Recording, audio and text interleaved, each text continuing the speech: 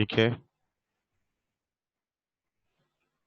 तो हमारा जो रिएक्शन था उसमें फ्रैंकलिन्स रिएक्शन, जिसमें हम अल्काइल हैलाइड को ही रिएक्ट करवाते हैं।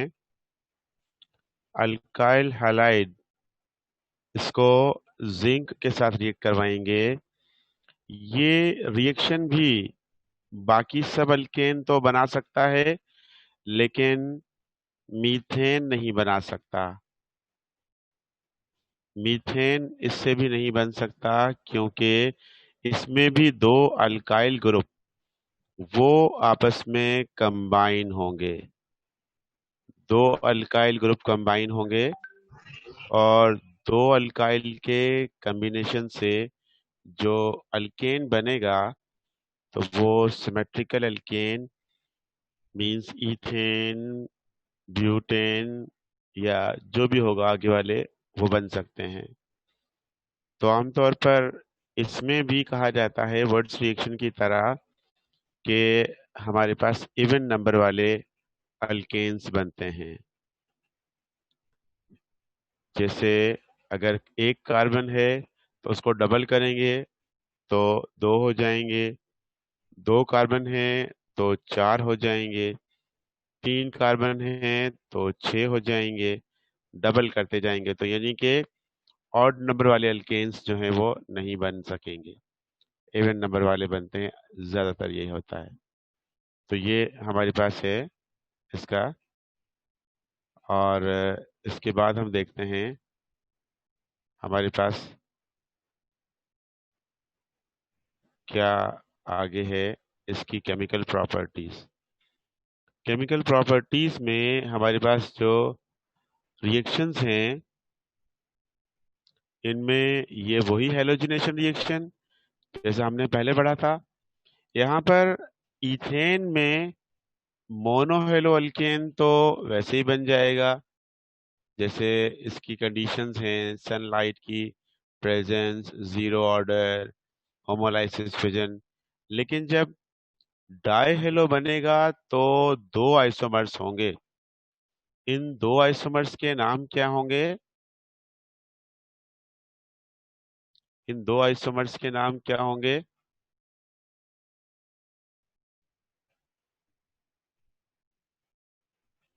ये एक आइसोमर ऐसा है जिसमें एक कार्बन पर दो हेलोजन हैं, और दूसरा आइसोमर ऐसा है जिसमें अलग अलग कार्बन पर हेलोजन है। तो क्या नाम देंगे इनको? विसिनल डाइक्लोराइड, विसिनल जी, डाइक्लोराइड। बिल्कुल सही।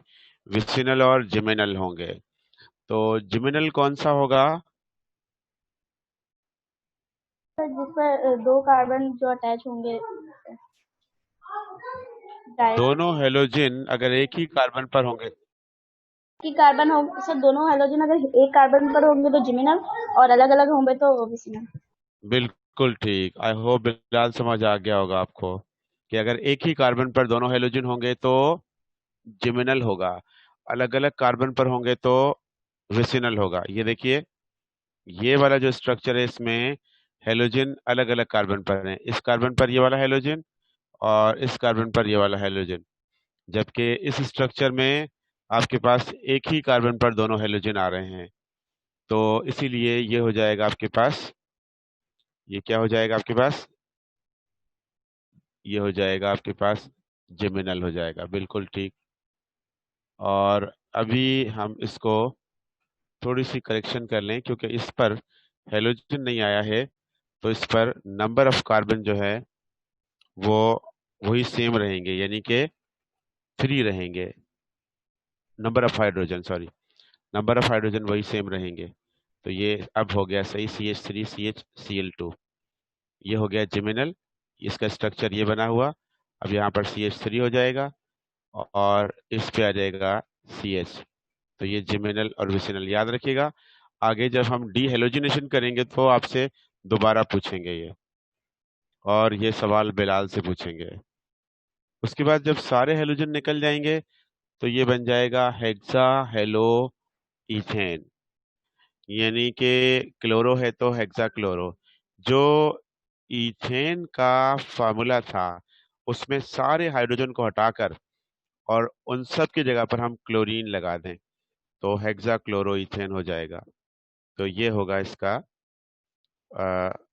इसकी प्रिपरेशन में ये, ठीक है, इसकी प्रॉपर्टीज में। अब हम देखते हैं आगे। और नाइट्रेशन प्रॉपर्टी वैसी ही है जैसी हमने मीथेन में पढ़ी थी, ऑक्सीजन के साथ वही सेम है। पायरोलाइसिस डिफरेंट है। पायरोलाइसिस जो ब्रेकडाउन है उसमें कार्बन और हाइड्रोजन अलग हो गए थे। इसमें जो पायरोलाइसिस हम कर रहे हैं उस पायरोलाइसिस में हमें मिल रहा है इथीन। इथीन मिल रहा है ये, और इसमें से हाइड्रोजन अलग हो गया।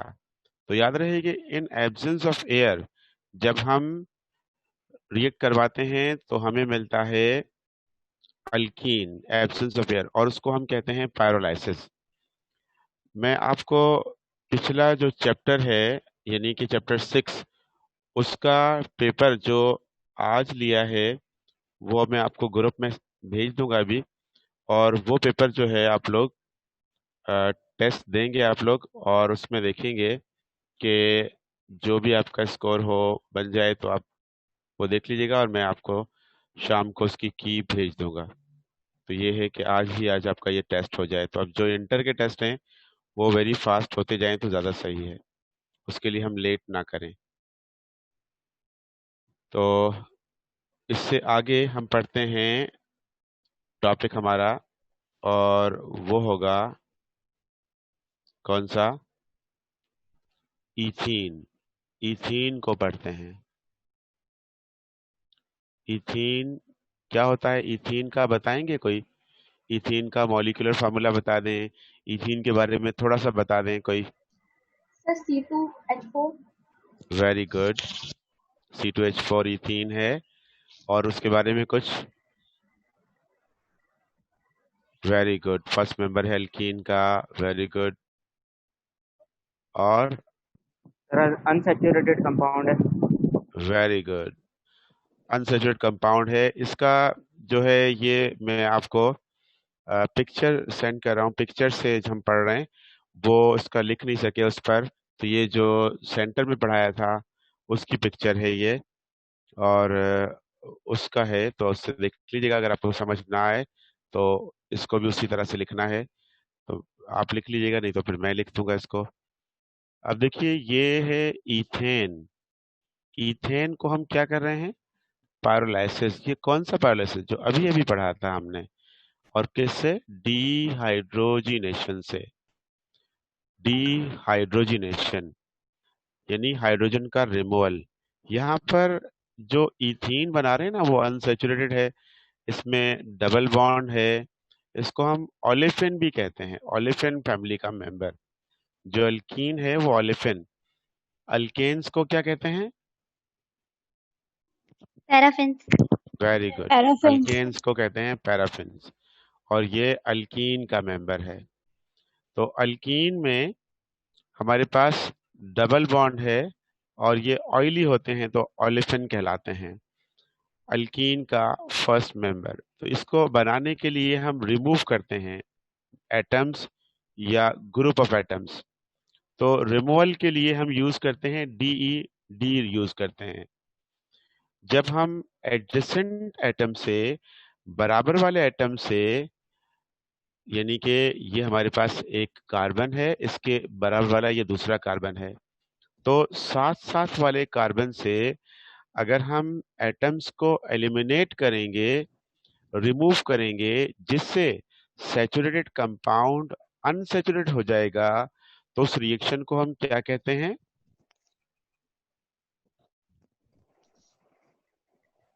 Sir elimination reaction. Elimination reaction कहते हैं, बिल्कुल सही। एलिमिनेशन या बीटा एलिमिनेशन।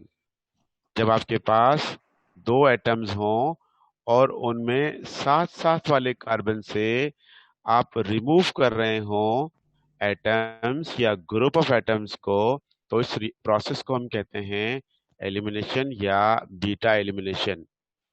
तो जो बीटा एलिमिनेशन रिएक्शन हो रहा है उसमें क्या प्रोसेस होगा, जैसे हमारे पास ये है इथेन।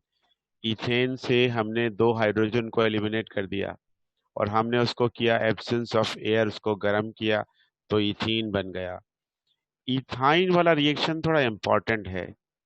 इथाइन में हम क्या करेंगे, एडिशन ऑफ हाइड्रोजन कर रहे हैं, यानी हाइड्रोजिनेशन। हाइड्रोजिनेशन कर रहे हैं और हाइड्रोजिनेशन से हमें इथीन मिलेगा। तो इसको जरा ध्यान से देखिएगा, ये आपके पास है इथाइन यानी कि ट्रिपल बॉन्डिंग। ट्रिपल बॉन्डिंग है और इसमें आप ऐड कर रहे हैं हाइड्रोजन को। हाइड्रोजन की एडिशन हो रही है प्लस H2। अब इसमें जो हाइड्रोजन की एडिशन हो रही है, इस एडिशन में हम क्या देखेंगे कि जरा केमिकल रिएक्शन को देखिए, थ्योरेटिकल वर्क को नहीं देखिए, केमिकल रिएक्शन को देखिए कि it is not possible to add single molecule of hydrogen. Single molecule of hydrogen को तो आप ऐड नहीं कर सकते। आप तो जब एडिशन करेंगे तो बहुत सारे हाइड्रोजन मॉलिक्यूल होंगे आपके पास जो कि इसमें ऐड हो जाएंगे, और जब ज्यादा मॉलिक्यूल ऐड हो जाएंगे तो ये जो ट्रिपल बॉन्डिंग है ये कन्वर्ट हो जाएगा सिंगल बॉन्डिंग में और आपके पास प्रोडक्ट बन जाएगी इथेन की CH3CH3। ये प्रोडक्ट बन जाएगी आपके पास। लेकिन आपको तो ये प्रोडक्ट नहीं चाहिए, आपको जो प्रोडक्ट चाहिए वो बीच वाली प्रोडक्ट चाहिए जो कि इंटरमीडिएट प्रोडक्ट है, जिसमें ज्यादा एडिशन ना हो, वो प्रोडक्ट चाहिए आपको। तो इसके लिए आप सबसे पहले तो प्रोमोटर्स को याद करें। प्रोमोटर्स कौन कौन से हैं जो इस रिएक्शन में हेल्प करने वाले हैं? प्रोमोटर्स, प्रोमोटर्स याद हैं आपको? कैटलिस्ट यस कौन सर। से हैं जो इसमें हम यूज निकिल, करते हैं? निकिल, यस, प्लेटिनम और पैलेडियम। Very good. ये तीनों कैटलिस्ट जो हैं जिनको हम यूज करते हैं, निकल, पैलेडियम, प्लैटिनम, और ये आपको अच्छी तरह से याद होंगे। निकल ये भी प्रोमोटर है। निकल के लिए टेम्परेचर कितना रखते हैं हम, याद है? सर 150 से 300। Very good. 150 कम से कम रखना है और उसको मैक्सिमम लेके जाना है तो 300 तक रखना है। 150 से लेकर 300 तक टेम्परेचर रखेंगे आप। इतना टेम्परेचर रखेंगे निकल के लिए। और पैलेडियम और प्लैटिनम के लिए क्या करेंगे आप, कितना टेम्परेचर रखेंगे इसके लिए? जी बताइए, इन दोनों के लिए टेम्परेचर याद है आपको? No sir. Room temperature, room temperature याद रहेगा? रूम टेम्परेचर कितना होता है बताइए? 25 डिग्री सेल्सियस। 25 डिग्री सेल्सियस या 298 केल्विन, ये याद रखिएगा। इन दोनों के लिए अगर टेम्परेचर दे दिया तो इतना देंगे, नहीं तो देंगे ही नहीं। अच्छा, अब हम देखते हैं, ये तो हो गए प्रोमोटर। प्रोमोटर क्या करेंगे, इथेन बना देंगे। तो हम इसकी रिएक्शन को स्लो करने के लिए, स्टॉप करने के लिए, बीच में रोकने के लिए हम एक इनहिबिटर ऐड करेंगे। इनहिबिटर क्या होगा, इनहिबिटर कौन सा होगा?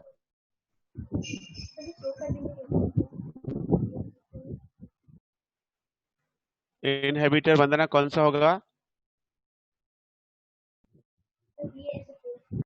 Barium sulphate. बेरियम सल्फेट, या फिर हम इसमें इनहिबिटर कैल्शियम कार्बोनेट भी रख सकते हैं, ये भी इनहिबिटर का काम करेगा। तो ये क्या करेगा, रिएक्शन को स्लो कर देगा और प्रोडक्ट जो बन रही है उस प्रोडक्ट की क्वांटिटी को रिमूव, बीच में स्टॉप कर देगा, मतलब इथीन बना देगा। वो जो हमें इथीन चाहिए था वो इसकी मदद से बन जाएगा। और जो निकल है वो प्रोमोटर, निकेल, पैलेडियम, प्लैटिनम, और ये जो है इनहिबिटर का काम करेंगे। तो इस तरह से इथीन पर रिएक्शन स्टॉप हो जाएगा। तो ये याद रखिएगा, इथाइन से जब हम इथीन बनाएंगे तो हमें इनहिबिटर लाजमी चाहिए होगा। हाइड्रोजनेशन रिएक्शन में इनहिबिटर कब चाहिए होगा, जब हम इथीन बना रहे होंगे तब चाहिए होगा। सर उसके बाद जी जी सर अगर इनहिबिटर यूज ना करें तो इथीन ही बनेगा, फिर इथेन बनेगा। इथेन बन जाएगा, फिर इथेन हो जाएगा, ये याद रखिएगा। Okay sir. ठीक है। इथेनॉल, इथेनॉल में हम डिहाइड्रेशन करेंगे। एक कार्बन से हाइड्रोजन जाएगा, दूसरे कार्बन से हाइड्रोक्सिल जाएगा। तो जब डिहाइड्रेशन होगी तो उस डिहाइड्रेशन में वाटर एलिमिनेट हो जाएगा, और वाटर की एलिमिनेशन से हमें मिल जाएगा इथीन, और वाटर अलग हो जाएगा। तो ये डिहाइड्रेशन इन इथेनॉल, इथेनॉल में डिहाइड्रेशन करेंगे और उससे हमें मिल जाएगा इथीन। इसके बाद फिर इथाइल क्लोराइड। इथाइल क्लोराइड किस तरह से, जैसे हमारे पास अगर इथाइल क्लोराइड है तो ये दो कार्बन, एक कार्बन पर क्लोरीन या हेलोजन जो भी आपके पास है, और दूसरे कार्बन पर आपके पास हाइड्रोजन है। यहाँ पर डीहाइड्रोहेलोजिनेशन होगा, डीहाइड्रोहेलोजिनेशन, और इससे भी हमें मिल जाएगा ethene. Vicinal dichloride, dehalogenation, vicinal dichloride. अब बिलाल आप बताएं विसिनल डाइक्लोराइड कौन सा होगा?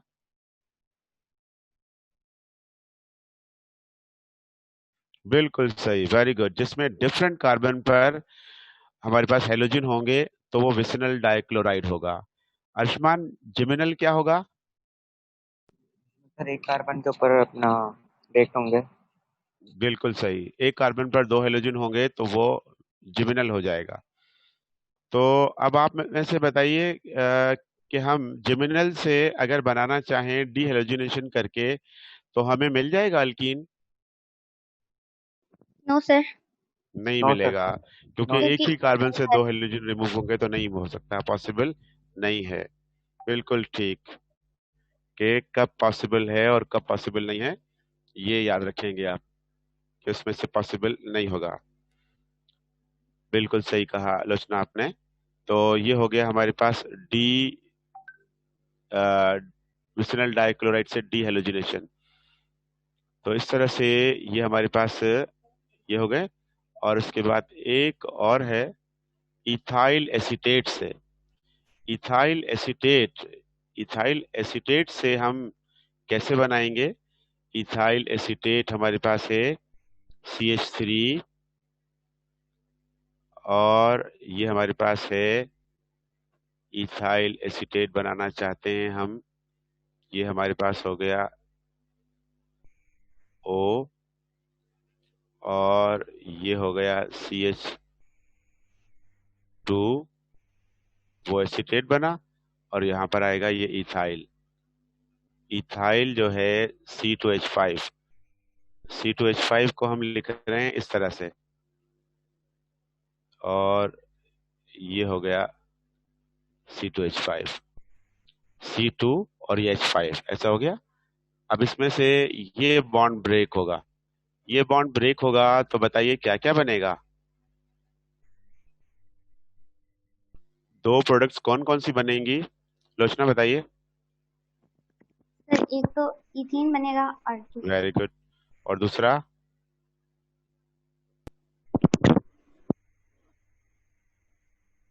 तो ये रिएक्शन नहीं किया।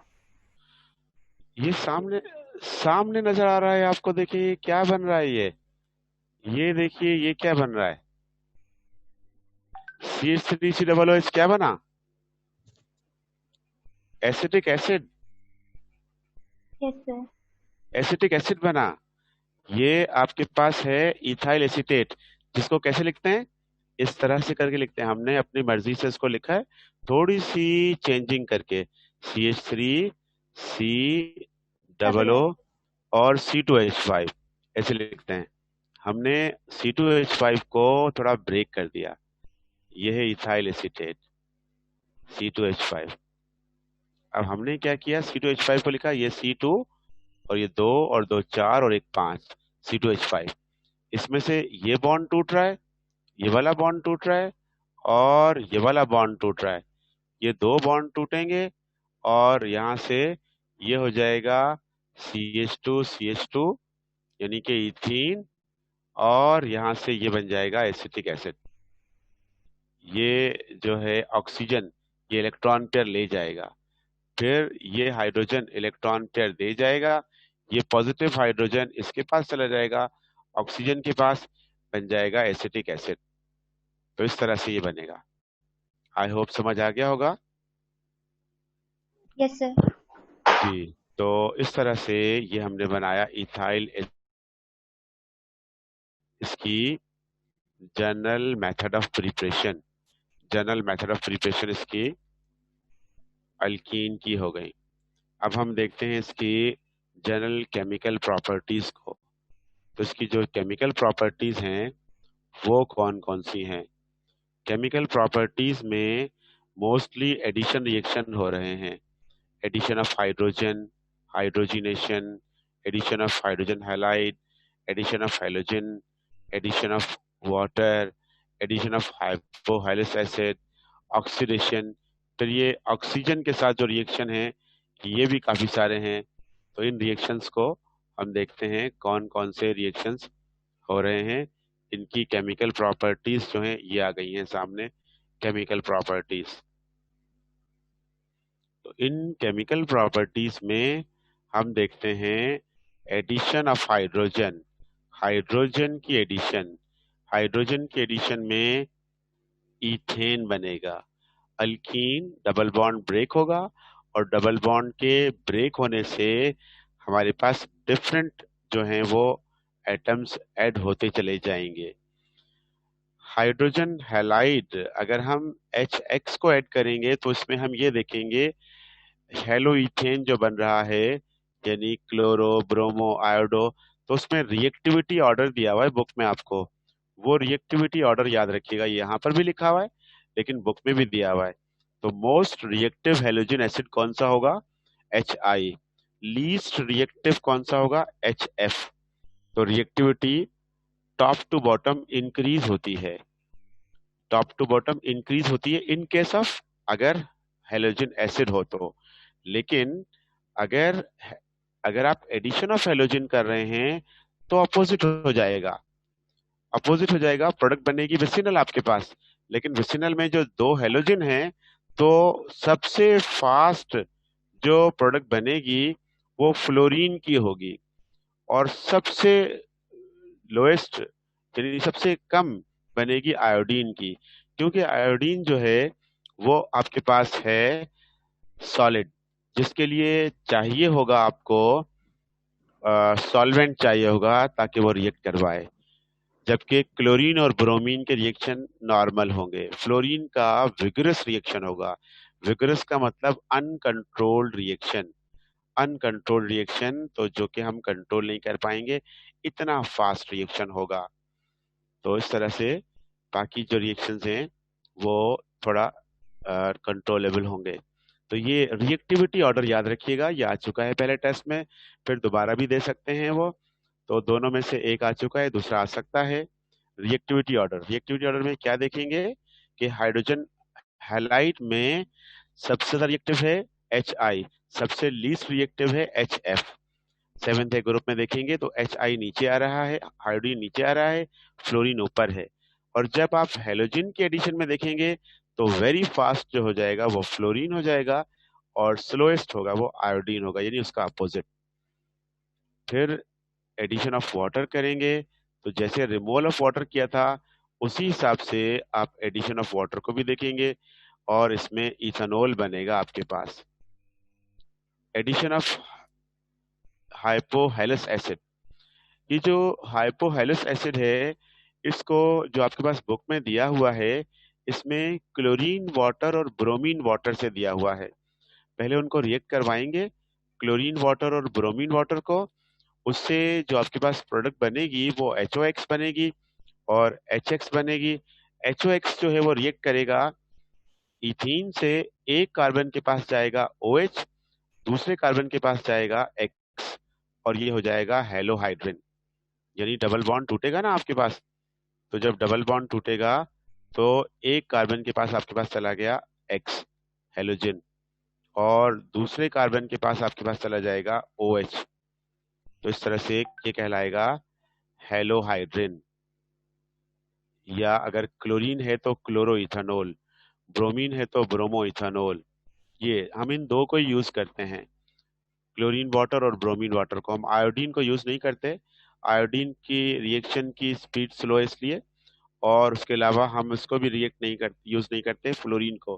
फ्लोरीन जो है उसमें बहुत ज्यादा जो है इसके साथ विगरस रिएक्शन होगा, अनकंट्रोल होगा, और FOH जो है उसका उसमें क्या होगा, FOH में के ऑक्सीजन पॉजिटिव हो जाएगा।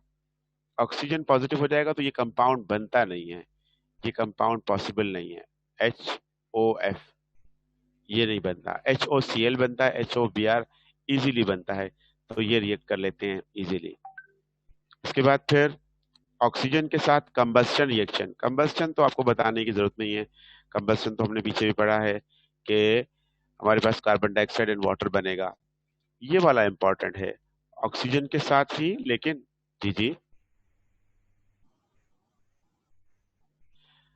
क्लोरीन वाटर और ब्रोमीन वाटर जो आपको दिए हुए ना बुक में, जो आपको बुक में दिए हुए, क्लोरीन को वाटर के साथ रिएक्ट करवाकर Cl ये आ जाएगा आपके पास HOCl, तो ये बन जाएगा आपके पास HOCl hypochlorous acid, HOBr hypobromous acid, chlorine water और ब्रोमीन वाटर।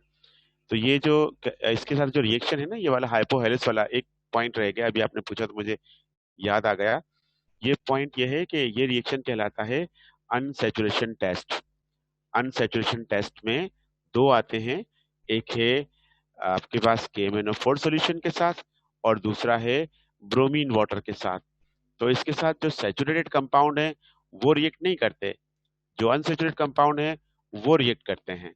तो ये याद रखिएगा, सैचुरेटेड कौन से, मीथेन और इथेन, वो रिएक्ट नहीं करेंगे, जो अनसैचुरेटेड होंगे वो रिएक्ट कर लेंगे। अनसैचुरेटेड इथीन और इथाइन वो रिएक्ट कर लेंगे। तो ये याद रखिएगा, किसके साथ, ब्रोमीन वाटर और KMnO4 सॉल्यूशन। KMnO4 सॉल्यूशन का कलर क्या होता है, पर्पल। पर्पल। और उसको अगर हम कहते हैं पिंक भी हो जाता है, अगर हम बहुत कम क्रिस्टल्स डालें तो वो पिंक भी हो जाता है। तो पिंक कलर, वैसे खुद ये KMnO4 अगर सॉलिड फॉर्म में होगा तो डीप पर्पल होगा, लेकिन जो सॉल्यूशन बनाता है उसमें पर्पल सॉल्यूशन भी और पिंक सॉल्यूशन भी, तो उसका जो कलर है उसको रिमूव कर देता है ये, उसके कलर को, जो अनसैचुरेटेड कंपाउंड होगा। यानी KMnO4 सॉल्यूशन में अगर आपने अल्केन को पास किया, नो रिएक्शन, कलर चेंज नहीं हुआ, लेकिन अगर आपने अल्कीन को पास किया तो फिर वो उसका कलर चेंज हो जाएगा। तो आप आइडेंटिफाई कर लेंगे कि इसका मतलब कि अल्कीन जो है ये उसके कलर को रिमूव कर रहा है, तो उसका मतलब ये अल्कीन होगा, ये अनसैचुरेट होगा। इसी तरह से ब्रोमीन वाटर, ब्रोमीन वाटर का कलर रेड होता है, तो रेड कलर भी रिमूव हो जाता है इसी की वजह से। तो इस तरह से कलर को चेंज करके हम देख लेते हैं कि हमारे पास अल्कीन है, अल्काइन है या अल्केन है। तो अल्कीन और अल्काइन दोनों कलर चेंज करते हैं और अल्केन नहीं करते चेंज। अब हम आते हैं ऑक्सीजन को रिएक्ट करवाते हैं कैटालिटिक रिएक्शन, यानी कि सिल्वर ऑक्साइड से। इससे मिलेगा हमें इपॉक्सी इथेन, या इपॉक्सी इथेन या इपॉक्सी इथीन की रिएक्शन यहाँ पर दिया हुआ है आपको, ये दिया हुआ है आपको, ये इपॉक्सी इथेन ये यहाँ से बन रहा है, और ये इसमें एक ऑक्सीजन है वो दोनों के साथ कंबाइन हो जाएगा, दोनों कार्बन के साथ, और उनके बीच का डबल बॉन्ड खत्म हो जाएगा, कार्बन के बीच में से डबल बॉन्ड खत्म हो जाएगा, और ये इस तरह से कंबाइन होकर इपॉक्सी कंपाउंड बन जाएगा। इपॉक्सी कंपाउंड्स को हम यूज करते हैं ग्लू के तौर पर भी, जो हम दीवारों पर वॉलपेपर लगाते हैं, या हम जो है इस तरह से जो कुछ इपॉक्सी स्टील मैजिक जो छोटी छोटी ट्यूब्स में भी आता है और बड़ी बड़ी बॉटल्स में भी आता है, या फिर हम पेपर के साथ लगा हुआ भी होता है, तो शीट्स के साथ, तो वो इपॉक्सी होता है कंपाउंड। इपॉक्सी जो कि एल्कीन के साथ ऑक्सीजन है, तो वो इपॉक्सी कहलाता है, इपॉक्सी कंपाउंड। तो ये इपॉक्सी बन जाएगा, इसमें इपॉक्सी इथेन बन जाएगा। अब हम थोड़ा सा आगे चलते हैं इसमें इथीन में, और ये है हमारे पास, इसमें ऑक्सीजन के साथ एक और रिएक्शन भी है, और वो है ओजोनोलाइसिस। ओजोनोलाइसिस का रिएक्शन है जिसमें ओजोन रिएक्ट करेगा। KMnO4 सोल्यूशन को याद रखिएगा, अभी हमने पढ़ लिया है, इसको दोबारा बता रहे हैं इसको। ये बेयर्स टेस्ट कहलाता है, अनसैचुरेशन टेस्ट होता है ये। और ये जब पाई बॉन्ड होगा तो उसके साथ रिएक्शन हो जाएगा, लेकिन अगर सारे सिग्मा बॉन्ड होंगे तो रिएक्शन नहीं हो सकेगा। ये है। उसके बाद फिर ओजोनोलाइसिस में देखते हैं। ओजोनोलाइसिस में ओजोन के साथ रिएक्ट करेंगे तो फिर ये काम क्या करता है, ये बहुत इंपॉर्टेंट पॉइंट है, इसको जरा देखिएगा। ये आइडेंटिफाई करता है, डिटेक्ट करता है कि पाई बॉन्ड की पोजीशन कौन सी है।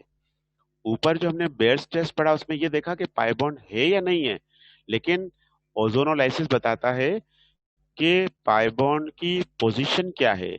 अगर हमारे पास ज्यादा कार्बन है तो उन ज्यादा कार्बन में किन दो कार्बन के बीच में पाई बॉन्ड बना हुआ है, तो ये हम ओजोनोलाइसिस में देखते हैं।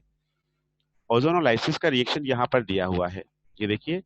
ये आपके पास है इथीन, इसको ओजोन से रिएक्ट करवाया और आपके पास जो बन रही है प्रोडक्ट, एक मिनट जरा इसको थोड़ा सा और नीचे करते हैं ताकि ये क्लियर नजर आए आपको। ये है, नहीं ये पिक्चर जिस बंदे ने ली है उसने थोड़ी टेढ़ी ली है, जो उसकी जगह इस तरह से पीस ली है। कोई बात नहीं, आप सीधी कर लीजिएगा, इसको दोबारा लिख लेंगे तो सीधी हो जाएगी। ये देखिए ये ओजोन है।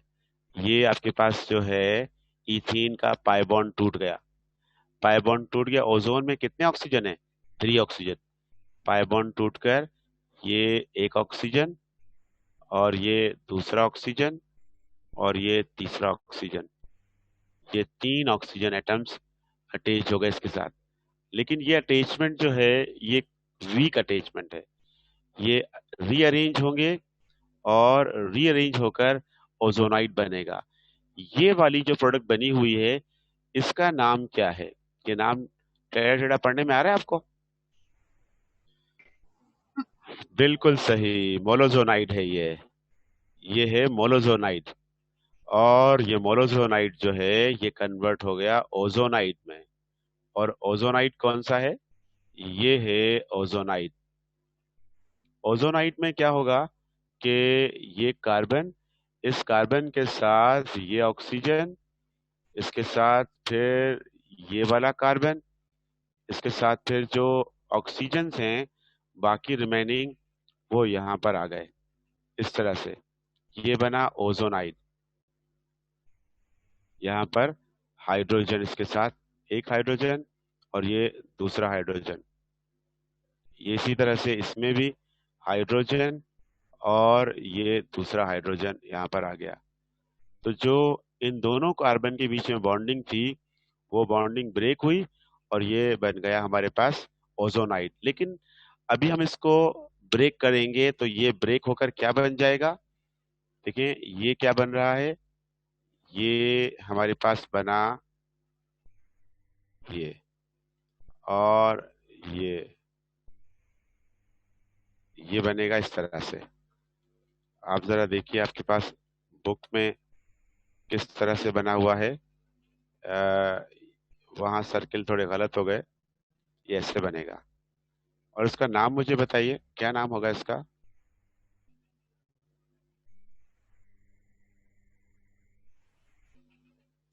चलें फैमिली बता दें, फैमिली कौन सी है? सर कार्ब अल्डिहाइड और कीटोन वाली। अल्डिहाइड, अल्डिहाइड फैमिली है ये अल्डिहाइड फैमिली है। और अल्डिहाइड में हम अल्डिहाइड फैमिली को फॉर्माइल भी कहते हैं, तो डाई फॉर्मल हो जाएगा या डाई अल हो जाएगा। इथेन डाई अल, इथेन डाई अल हो जाएगा, ये बन जाएगा हमारे पास इथेन डाई अल। तो सर इसमें तो ये गलत हो गया, ये जो तोड़ा है ना वो ब्रेक डाउन गलत किया है, ये सही है, ये सही है। हेलो जी, इसमें से इस तरह के आएंगे, ये आपके सामने एमसीक्यू आएगा। ये देखिए ये क्या है, इथीन। इथीन ओजोन को हम रिएक्ट करवा रहे हैं, ओजोन के रिएक्शन से आपको ए बी सी कोई भी प्रोडक्ट दे सकते हैं आपको। ए क्या बन रहा है आपके पास? मोलिब्डेनाइट। और बी क्या बन रहा है? ओजोनाइट। और सी क्या बनेगा? डायल फॉर्मल्डिहाइड या फॉर्मल या डायल्डिहाइड, ये बन जाएगा आपके पास। तो ये इस तरह से आ सकते हैं आपके पास, नहीं आ सकते? Yes sir. आ सकते हैं ना। तो ए बी सी करके दे दिया कि ए प्रोडक्ट क्या पूछ सकते हैं, बी प्रोडक्ट पूछ सकते हैं, सी प्रोडक्ट पूछ सकते हैं, या तीनों दे दें, तीनों या एक ना दें, और इस तरह से कुछ भी दे सकते हैं। तो इस तरह से आपके पास ये रिएक्शन हो सकता है और वो आपको दे सकते हैं, वो आपको करना होगा। तो ये हो गया हमारे पास इसका सर रिएक्शन।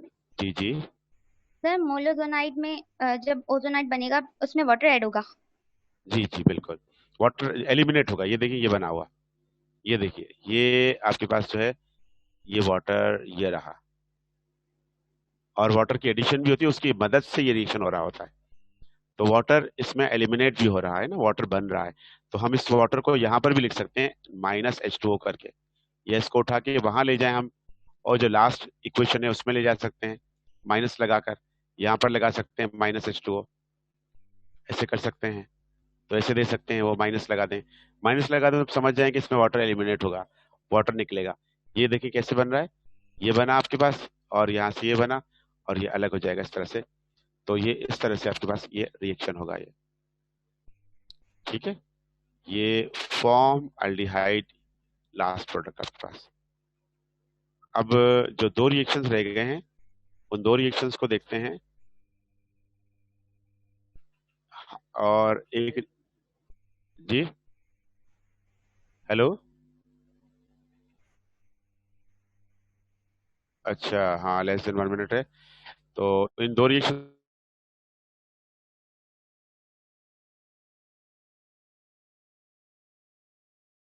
रहे थे सल्फर मोनोक्लोराइड के साथ रिएक्शन। सल्फर मोनोक्लोराइड के साथ क्या बनेगा? मस्टर्ड गैस बनेगा। मस्टर्ड गैस क्या होती है? मस्टर्ड गैस, मस्टर्ड गैस क्या होती है?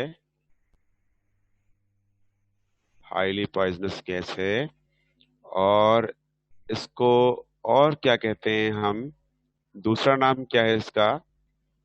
Beta, beta dash dichloro diethyl sulphide. Disulphide. इसमें ये देखना है कि आपके पास जो ग्रुप है, तो वो जो है इसमें प्रिंसिपल फंक्शनल ग्रुप कौन सा है? प्रिंसिपल फंक्शनल ग्रुप क्या क्लोरीन है, या सल्फर। सल्फर है, या आप सोचे मल्टीपल बॉन्ड? तो सर सल्फर होगा सल्फर। इसमें, बिल्कुल सल्फर सही। सर। सल्फर जो है वो प्रिंसिपल फंक्शनल ग्रुप है, यानी मेन फंक्शनल ग्रुप सल्फर है। और क्लोरीन जो है वो मेन फंक्शनल ग्रुप नहीं है। तो इसीलिए सल्फर के बराबर वाले कार्बन को हमने अल्फा लिया है, और उसके बाद वाले को हमने बीटा लिया है। तो ये प्रिंसिपल फंक्शनल ग्रुप जो है वो सल्फर है हमारे पास। इसके बाद फिर हम देखते हैं आगे पॉलीमराइजेशन। पॉलीमराइजेशन जो है, इसमें बहुत सारे इथीन आपस में कंबाइन होकर पॉलीमर पॉलीइथीन बनेंगे। बना लेंगे। पॉलीइथीन का मतलब कि शॉपिंग बैग जो बनते हैं वो पॉलीथीन बैग्स होते हैं, तो ये पॉलीथीन बना लेंगे। और पॉलीथीन जो है उसको आजकल हम बैन कर रहे हैं वर्ल्ड वाइड, कि वो हमारे लिए हार्मफुल है, इसीलिए पॉलीथीन यूज ना किया जाए, शॉपर्स को इस्तेमाल ना किया जाए। तो ये सर तो था। जी जी, सर पॉलीइथीन में ऑक्सीजन के ट्रेसेस क्यों लिए? ऑक्सीजन की बुक में लिखा हुआ है in the presence of traces of oxygen. Trace मतलब माइन्यूट ऑक्सीजन, बहुत ही कम क्वांटिटी ऑक्सीजन की होगी तो रिएक्शन होगा। अगर ऑक्सीजन को ज्यादा रखा है तो रिएक्शन नहीं होगा, वो फिर कंबस्शन हो जाएगा। सर फिर प्रेशर भी तो लिया है। प्रेशर और टेम्परेचर भी लिया है।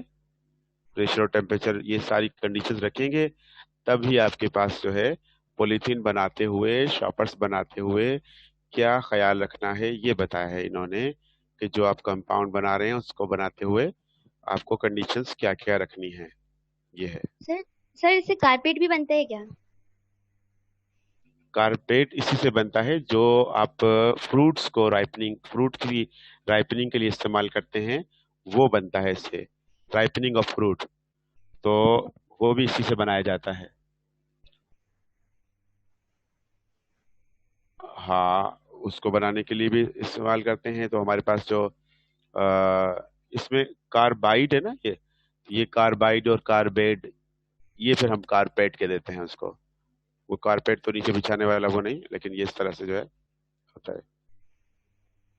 जो अभी हमने पढ़ा ऊपर, उसी का ही ये, उसी की पिक्चर है ये। और अब हम पढ़ते हैं अगली पिक्चर को। वो कौन सी है? इथाइन।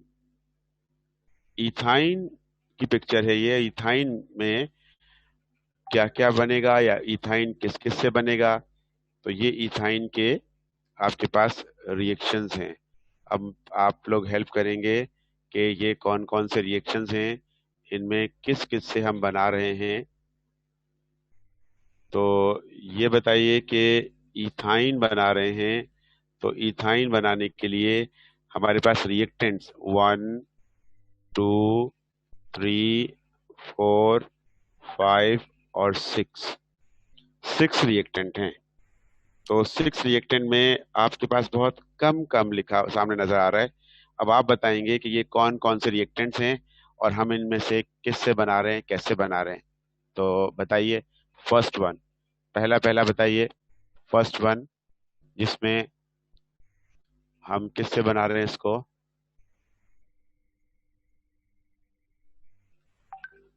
ये क्या दिया हुआ है आपको?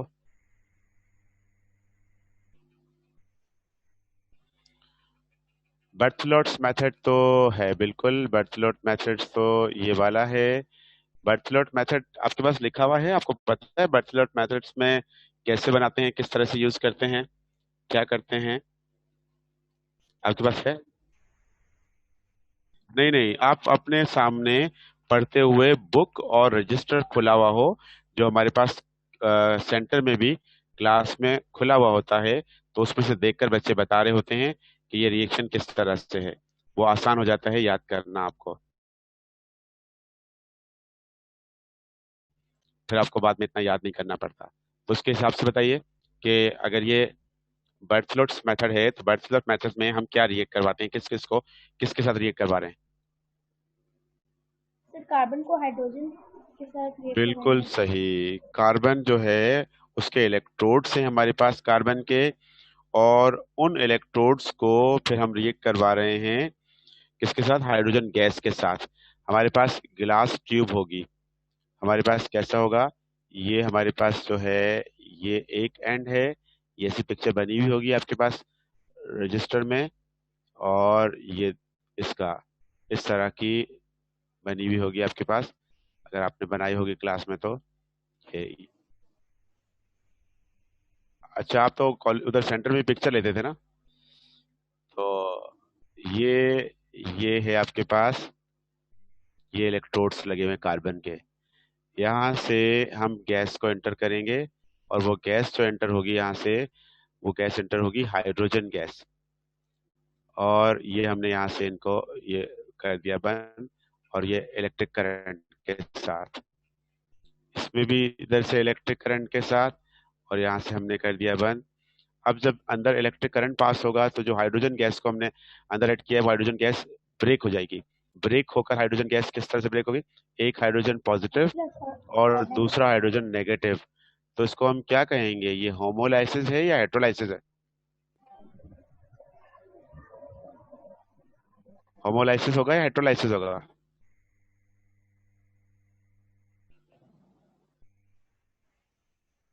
हमने हाइड्रोजन गैस को यहाँ से एंटर किया, हाइड्रोजन गैस को हमने एंटर किया H2 को, और जब H2 यहाँ पर एब्सेंस ऑफ एयर या ट्रेस ऑफ एयर में यहाँ पर मौजूद है, इलेक्ट्रिक करंट देने से वो H2 मॉलिक्यूल ब्रेक हो गया हाइड्रोजन आयन और हाइड्राइड आयन में। तो ये जो इसका ब्रेकडाउन है, ये होमोलाइसिस है या हेट्रोलाइसिस है?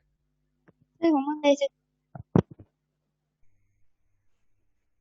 हेट्रोलाइसिस है, ये हेट्रोलाइसिस है, क्योंकि अपोजिट चार्जेस में ये ब्रेक हो रहा है, तो ये हेट्रोलाइसिस है, बिल्कुल ठीक, हेट्रोलाइसिस। और इधर से हमें जो दूसरे पाइप से मिलेगी वो गैस मिलेगी इथाइन गैस, जिसको हम कहते हैं एसिटिलीन या इथाइन। ये मिल जाएगा हमें। ये है बर्थेलॉट्स मेथड। बर्थेलॉट्स मेथड से हम इसको अलग कर लेंगे। और उसके अलावा अगर हम इसको प्रिपेयर करें तो हमें ये दूसरे कौन से कंपाउंड से मिल सकती है? ये विसिनल विसिनल डाई हैलाइड से बन सकती है। तो ये हमारे पास है CH2 CH2 और ये है हमारे पास विसिनल डाइहैलाइड। तो अगर हम इसमें इथीन बनाना चाहते हैं तो इसको हम रिएक्ट करवाएंगे जिंक डस्ट के साथ, जिंक पाउडर के साथ। जिंक पाउडर क्या करेगा? दोनों हैलोजन को एक साथ रिमूव कर देगा और ये बन जाएगा इथीन। लेकिन हमें इथीन तो नहीं बनाना, हमें क्या बनाना है? इथाइन। तो इथाइन के लिए ये वाला रिएक्शन गलत हो जाएगा, तो हमें जिंक डस्ट को नहीं रखना होगा। इसकी जगह पर हमें रखना होगा इसमें जिसको KOH alcoholic. KOH alcoholic base है और बेस को डिसॉल्व किया है अल्कोहल में। बेस को अल्कोहल में डिसॉल्व किया और अल्कोहल में डिसॉल्व करके जब हम रिएक्ट करवाएंगे तो एक कार्बन से हाइड्रोजन दूसरे कार्बन से हैलोजन जाएगा और ये बन जाएगा विनाइल हैलाइड। फिर उसके बाद दोबारा रिएक्ट करवाएंगे तो यहाँ से हाइड्रोजन जाएगा और यहाँ से हैलोजन जाएगा और ये बन जाएगा इथाइन। ये आपके पास बुक में दिया हुआ है रिएक्शन। तो फर्स्ट आपके पास बनेगा विनाइल, विनाइल के बाद बनेगा आपके पास इथाइन। ये बनेगा आपके पास अल्कोहलिक KOH के साथ, अल्कोहलिक KOH। उसके बाद फिर अगर आप इसको रिएक्ट करवाना चाहें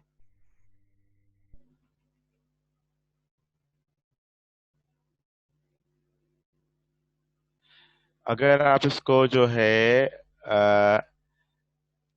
जिंक डस्ट के साथ रिएक्ट करवाएंगे तो जिंक डस्ट से भी बन जाएगा।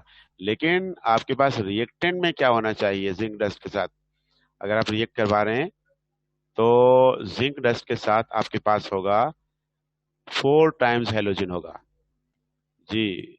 ये आपके पास ये क्लोरीन, ये क्लोरीन 2 टाइम्स एक कार्बन पर और 2 टाइम्स दूसरे कार्बन पर। तो इसमें जब रिएक्ट करवाएंगे इसको हम तो क्या करेगा? जिंक पहले एक क्लोरीन मॉलिक्यूल को एक एक करके दोनों कार्बन से ले जाएगा, उसके बाद फिर दूसरे 2 कार्बन से ले जाएगा और इस तरह से ये बन जाएगा आपके पास इथाइन। इस तरह से इसमें प्रोडक्ट बनेगी। तो ये इसकी रिएक्टेंट्स हैं और ये रिएक्टेंट्स मैं आपको कोशिश करूंगा कि उसी तरह से बनाकर दे दूं आपको, ताकि आप उसको जो है कर लें, याद कर लें और आपको याद करने में आसान हो जाएगा। इसके बाद इसकी केमिकल प्रॉपर्टीज जो हैं वो कौन सी हैं, हम इससे क्या क्या बना सकते हैं, ये उसी तरह का रिएक्शन है, एडिशन ऑफ हाइड्रोजन। जैसे हमने पीछे किया, हमारे पास हाइड्रोजन ऐड होता जाएगा और हमें कोई भी इनहिबिटर रखने की जरूरत नहीं है, क्योंकि हम एडिशन कर रहे हैं हाइड्रोजन की, तो इनहिबिटर की जरूरत नहीं होगी। हेलोजिनेशन ऐड करेंगे तो 4 हेलोजन आ गए। हाइड्रो हेलोजिनेशन करेंगे तो यहाँ पर आपको मार्कोनिकॉफ रूल याद करना पड़ेगा। मार्कोनिकॉफ रूल क्या होता है? कोई बता सकता है क्या होता है मार्कोनिकॉफ रूल? सर जिस तरफ हाइड्रोजन की कंसंट्रेशन ज्यादा होगी वहीं पे हाइड्रोजन जाएंगे, हाइड्रोजन आइंस। जो नेगेटिव नेगेटिव पार्ट जो होगा बिल्कुल सही, वो अटैच होगा तो कार्बन को जो कंटेन करता है इस कार्बन को कंटेन करेगा। Yes sir. बिल्कुल सही। तो ये वाला पॉइंट याद रखिएगा कि मार्कोनिकॉफ रूल को जब हम अप्लाई कर रहे हैं तो मार्कोनिकॉफ रूल के हिसाब से हमारे पास जिसके पास हाइड्रोजन कम होंगे उस पर जाएगा। ये बताइएगा अकॉर्डिंग टू मार्कोनिकॉफ रूल आपके पास इसमें प्रोडक्ट क्या बनेगी? अगर मार्कोनिकॉफ रूल इसमें अप्लाई करेंगे तो जो नेगेटिव पार्ट है वो इस कार्बन पे जाएगा या इस पर या इस पर। सपोज अगर इस पर जाता है तो हम कहेंगे 1, इस पर जाएगा तो 2, इस पर जाएगा तो 3। ये 3 कार्बन है। तो नेगेटिव पार्ट, हाइड्रोजन हैलाइड का नेगेटिव पार्ट मतलब क्लोरीन, तो क्लोरीन कौन से कार्बन पर जाएगा, फर्स्ट पर, सेकंड पर, थर्ड पर? सेकंड पर। सेकंड सेकंड पर। पर जाएगा, बिल्कुल सही, क्योंकि सबसे कम हाइड्रोजन सेकंड कार्बन पर है, तो इसीलिए इसी पर जाएगा। तो ये याद रखिएगा, ये टेस्ट में आ चुका है, मुख्तलिफ तरह से आ चुका है, तो ये फिर आपको दे सकते हैं वो, पुराने टेस्ट देखेंगे तो उसमें ये होगा आपके पास। तो ये हेलोजन, हाइड्रोजन हैलाइड का नेगेटिव पार्ट हेलोजन होगा, H पॉजिटिव हो जाएगा और हेलोजन नेगेटिव हो जाएगा। तो हम एडिशन ऑफ हाइड्रोजन हाईलाइट कर रहे हैं। लेकिन हम मार्कोनिकॉफ रूल को अप्लाई कर सकते हैं वाटर के एडिशन में भी। वाटर के एडिशन में भी नेगेटिव पार्ट हो जाएगा OH, तो वो भी इसी तरह से जाएगा, उसमें भी मार्कोनिकॉफ रूल अप्लाई होगा।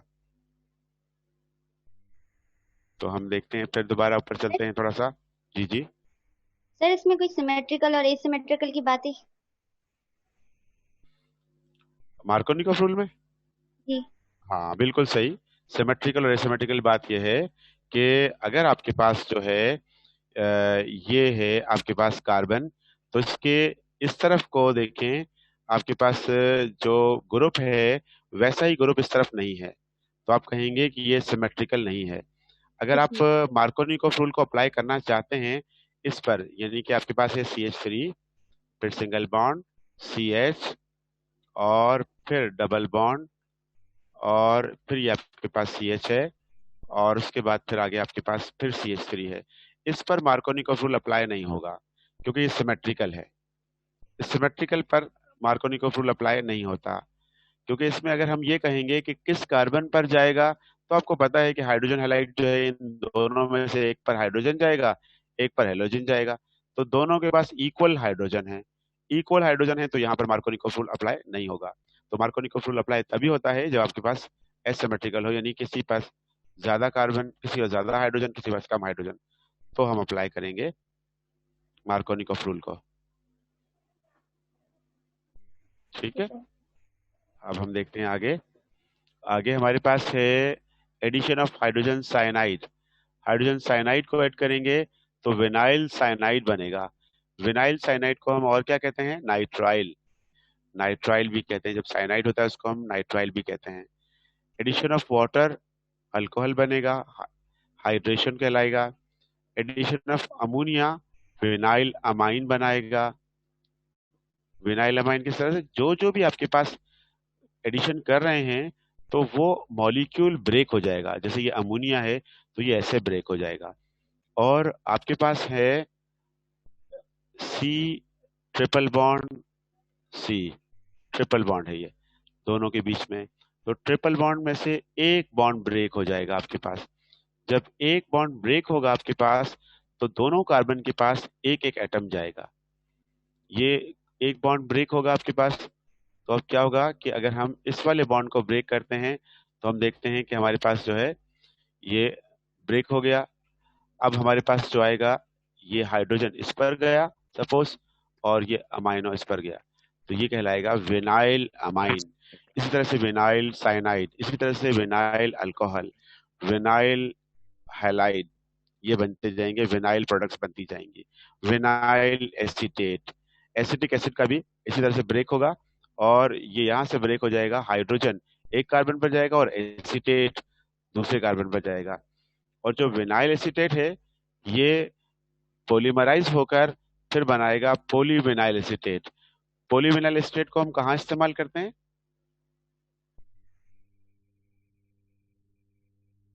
पाइप्स। PVA। PVA के पाइप नहीं, PVC के पाइप्स होते हैं। PVA को हम यूज करते हैं च्युइंगम बनाने के लिए, बबल गम बनाने के लिए, सॉफ्ट होता है वो PVA। तो ये बना हमारे पास पॉलीविनाइल एसीटेट बन जाएगा इसमें। फिर कंबस्टन आ गया। कंबस्टन इतना इंपॉर्टेंट नहीं है, कंबस्टन को हम इग्नोर कर देंगे, क्योंकि कार्बन डाइऑक्साइड वाटर बनेगा, हमें पता है। ऑक्सीडेशन हमने पीछे पढ़ा था, ऑक्सीडेशन बेयर्स टेस्ट कहलाता है। लेकिन यहाँ पर हॉट और कोल्ड के हिसाब से याद रखना है आपको, ये आ चुका है टेस्ट में। अभी रिसेंट कुछ पुराने टेस्ट देखेंगे 2-3 साल के, उनमें से किसी साल में आया हुआ है ये KMnO4 के साथ रिएक्शन।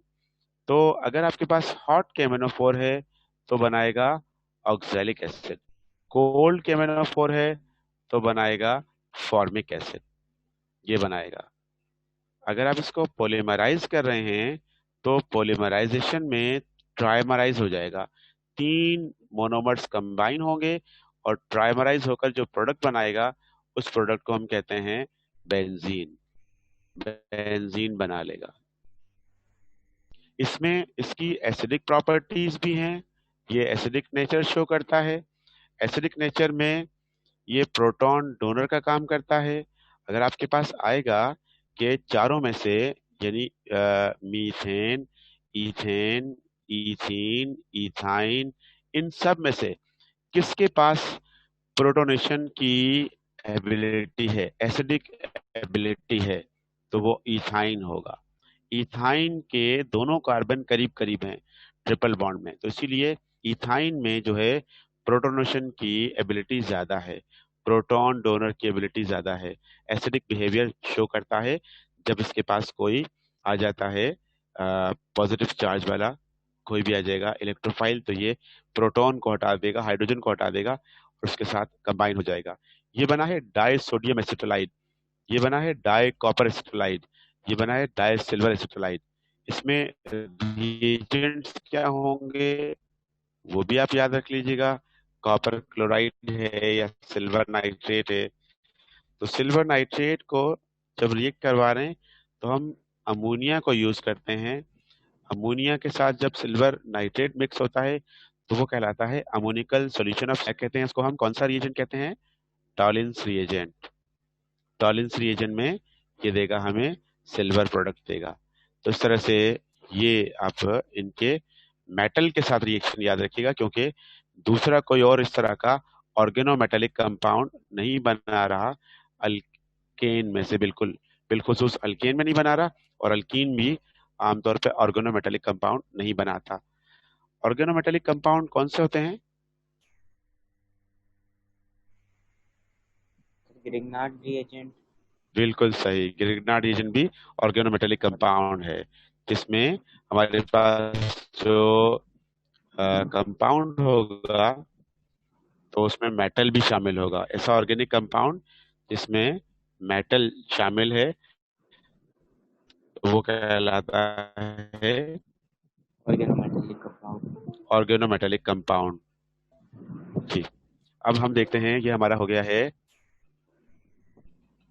ये हमारा इथाइन भी कंप्लीट हो गया है। Yes sir. इथाइन हमारा कंप्लीट हो गया है और हम अब पढ़ेंगे किसको, बेंजीन को। बेंजीन। बेंजीन कल पढ़ेंगे, ये सारा आप पढ़कर आइएगा। ये मैं आपको अभी शेयर करता हूँ आपसे। और ये टेबल आप में से कितने बच्चों ने बना लिया है ये भी बताइए। किसी मैंने बच्चे ने बनाया भी ये ग्रुप में शेयर नहीं किया? सर, ये वाला क्लास में बनाया था सर, जब क्लास चल रही थी अच्छा, फ्री टाइम। तो ये चलिए, आपको तो आज ही ग्रुप में ऐड किया है, आपकी क्लास की टाइमिंग का इशू था इसलिए। यस तो सर। बहरहाल ये मैं भी शेयर करता हूँ, तो आप लोग जो है इसको बनाकर उसके बाद फिर बुक में से ढूंढेंगे। जो जो नहीं आता आपको वो आप खाली छोड़ देंगे, तो इसका मतलब वो आपको चाहिए, वो फिर आपको जो है ग्रुप में कोई और स्टूडेंट शेयर कर देगा, नहीं तो फिर मैं आपको शेयर कर दूंगा। Okay sir. सर